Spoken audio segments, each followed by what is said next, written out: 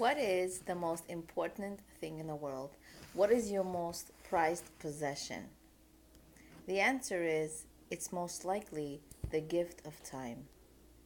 You want time in order to live your life.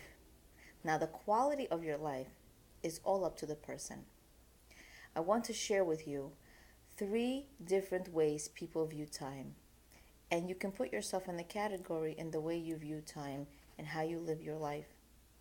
Up until last week, the way I view time has totally changed, and I hope the information I share with you today will inspire you as well, just like the way it inspired me.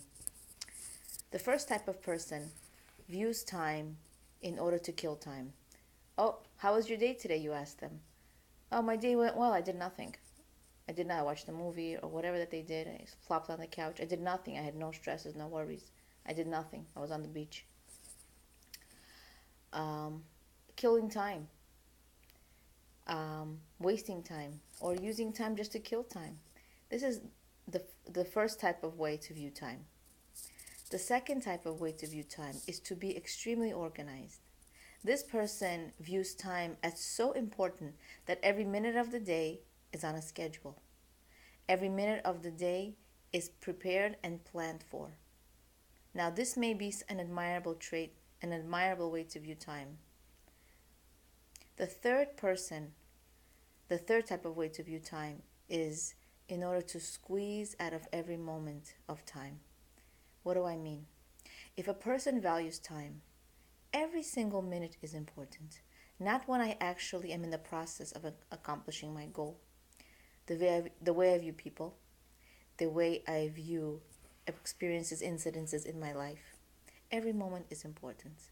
For example, a Jewish woman, every week she prepares for Shabbat, a day of rest in the Jewish week. And if she enjoyed the cooking, the shopping, the making the lists of the menu for that day, there's so much that goes into cooking and preparing for Shabbat. There's so much that goes into it.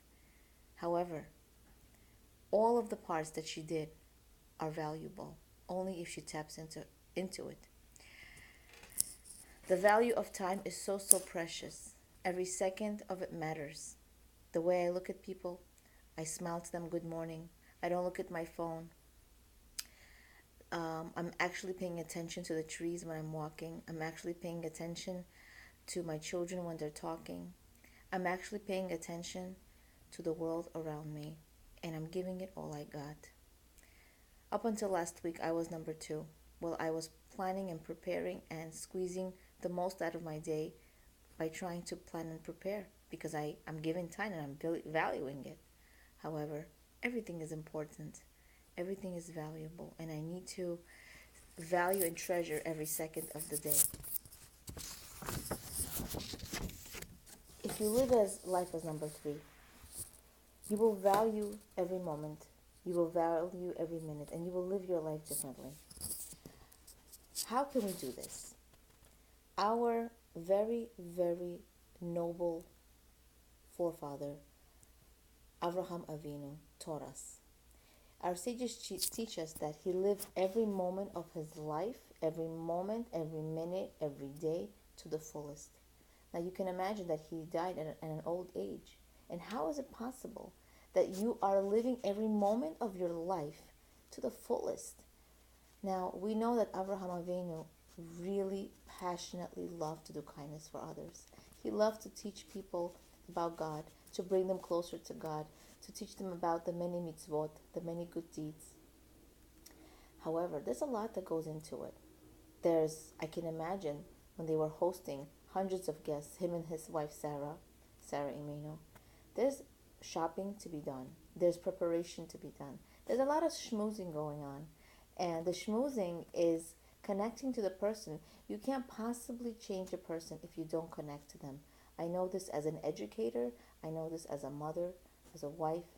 And from my experience, you cannot connect to anyone and change them if your first obligation isn't having a relationship with them, getting to know them, spending time with them.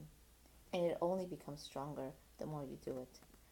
So there's a lot of things that Avraham Avinu had to do in order to do what he really enjoyed, which is um, loving kindness, being kind to others, showing them the way, the right way, the truth. There's a lot that he had to do. And you know what? Each of his minutes were precious. He lived each of his minutes well. Attending to the guests was just as important to him as peeling the potatoes for his wife Sarah.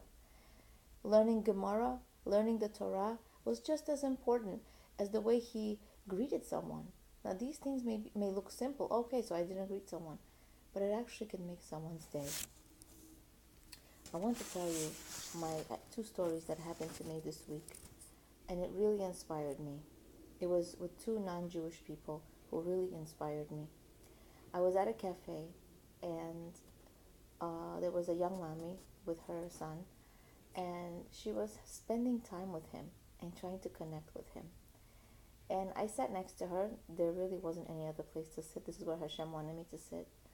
And I sat down next to her, and I smiled, good morning. And I was reading my book and having my coffee. And her son was looking my way. And we started chatting. And into our conversation, she said, the most amazing thing happened to me this morning. And I said, what? And I don't know her. This is a new acquaintance of mine I'm happy to meet. And she said to me, as I was walking into the cafe, there was a non-Jewish woman outside, and she had the most amazing demeanor. She was bubbly. She was happy. Just happiness radiated from her face. There was somebody outside who seemed to be homeless, and she was talking to him, and it looked like she knew him. She came into the cafe. She bought 2 sandwiches. She bought coffee. But on her way into the cafe, she saw this new acquaintance of mine, this young mommy. And she is observant and religious, although she seemed. And she said she greeted me with such happiness. She said, "Good morning," and she doesn't even know me. And it changed the quality of my day. It changed me so much. And I said, wow, such a simple thing can go a long way. She said, I feel like I matter. I feel important, even though this person probably will never see me for the rest of her life. But it really changed the quality of my day. A second story I want to share with you is I was also out and about, and I met the store owner of a store, and she said to me something really interesting that really made an impact on me. She said, nowadays, she said, I really love to talk to people, and she's very social. And she said, I get annoyed. People don't talk. People are looking at their phones. And I know this sounds like I'm bashing phones. I feel like phones are very, very valuable when you're using them for productivity, and using them at the right time and the right place is really a difficult thing for every person to internalize, and it's all according to their own life. However, I do support the phones, but I really feel very strongly about making people feel more important than the phone, especially when we're interacting with them. So she said to me, the store owner, she said to me, people just don't know how to feel anymore. And I said, what do you mean? And she said, kids nowadays, they're doing homework, and everything is off a click of a button. A research project, click, click, click, click, click. Let's say they're doing a project about bears. It used to be that even in my day, and I'm not that old, that I would go to the library and I would take out books from the library, 5 books about bears, and choose one and do my research. And you feel the book, you touch the book, you look through it, you value it. Now everything is through a click of a button. So she said people don't feel anymore. It's hard for people. And you know what? We can look at it and say, you know what? Which way can I feel more in my life? Can I be more present in my life? And she had a very important point. We have to feel more. We have to be mindful that we don't live in a vacuum. We don't live on our own. We live around people. It's not hard to look up and say good morning to someone. We can truly make somebody's day. Now somebody can say, you know what? It's really hard. It's hard to think. All day long to think about what I'm doing and be present in every moment, because time is so valuable. Time is our most valuable gift. But the truth of the matter is, you can ask someone who diets all day long and who exercises and is mindful about the way they're eating, and they're mindful about the way that they're exercising and how much food they're intaking, the calories they're counting. It's a full-time job. And I personally believe that there's no such thing as having time. It's about making the time in your life for what's important to you. That's what I truly believe. And I truly, really try to do it in my own life. That you truly make time for what's important. And it's so valuable. So, yes, thinking is a very hard thing to do. However, if it's important to someone, they're going to squeeze the most out of their day. And you know what?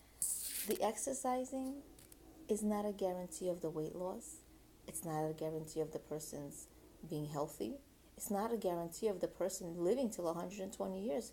May they have that blessing for sure, but it's not a guarantee. The guarantee of valuing time is that if I squeeze the most out of my day, the way I viewed my life, the way I lived my life, the way I thought about what I do, not just peel potatoes, but I'm peeling potatoes in order to feed my family, just like Hashem is feeding the world. I'm a partner with Him in this world. I'm doing the best that I can do with the tools that I have. So, valuing time is the most important commodity we have in this world. And if I give it all I got, I'm going to squeeze the most out of my day. I want to end with giving you 3 pointers on how you can be more present at the moment. One tip is take 10 minutes out of your day, only 10 minutes whenever, and just be present. And really don't think about anything. Just stay in one spot and look around and just notice. Notice the colors, notice the smells, notice how people are interacting, or just notice your surroundings. If you're in the privacy of your own home, notice how each object in your house you have benefited from. And just look around. Just notice the patterns, the way you're breathing. It's so important. The next tip I want to give you is what I learned in life coaching through a friend of mine. I'm not going to say her name, but I met her in life coaching. She practices this very, very regularly. So for 1 hour, if you have that time. If you have less, that's fine too. 20 minutes, 10 minutes.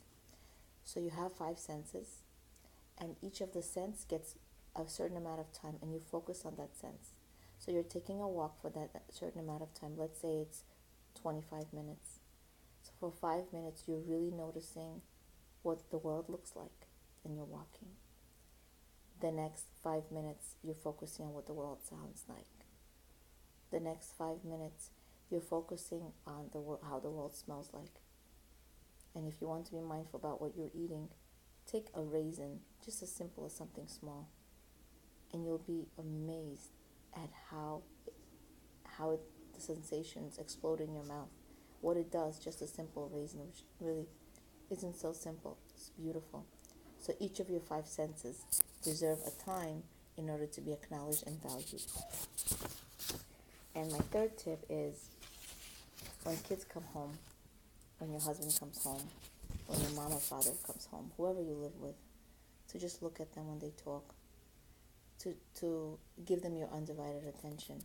Because, especially for kids, if they're not getting their attention at home, God forbid they're going to get it somewhere else.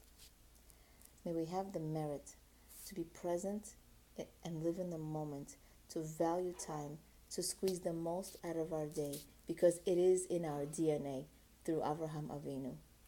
Leah Abramov, Being and Becoming.